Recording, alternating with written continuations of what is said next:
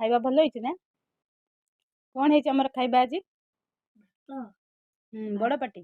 ଭାତ, ଫୁଟା ତରକାରୀ। ଫୁଟା ତରକାରୀରେ କ'ଣ ପଡିଛି? ସାରୁ, ଆଳୁ, ଟମାଟୋ, ଲଙ୍କା, ଫୁଲକୋବି, ବାଇଗଣ। ଆଉ ହେଲା ଏଟା କି ଭଜା? ଆଳୁ, ଟମାଟୋ ମିକ୍ସଚର ପଡିକି ଚୋଖା। ଏଟା ହେଲା ବୋଇତାଳୁ ଭଜା। ତତେ ୟା ଭିତରୁ କୋଉଟା ଭଲ ଲାଗୁଛି? ମିକ୍ସଚର ଚୋଖାଟା। ଆଉ ବୋଇତାଳୁ ଭଜା ବା ତୋର ପ୍ରିୟ? ଭଲ ଲାଗେ ନା? ପରଟାରେ ଭଲ ଲାଗେ ନା କ'ଣ?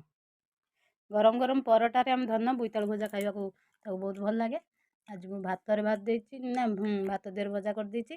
ଆଉ ଏଇଟା କ'ଣ ଧନ କହିଲୁ? ଫୁଟା ତରକାରୀ ଆଉ ହେଲା ଆଳୁ, ଟମାଟୋ, ମିକ୍ସଚର, କଞ୍ଚା ଲଙ୍କା, ପିଆଜ ପଡ଼ିକି ଚୋଖା। ଖାଇବା କିପରି ହେଇଛି?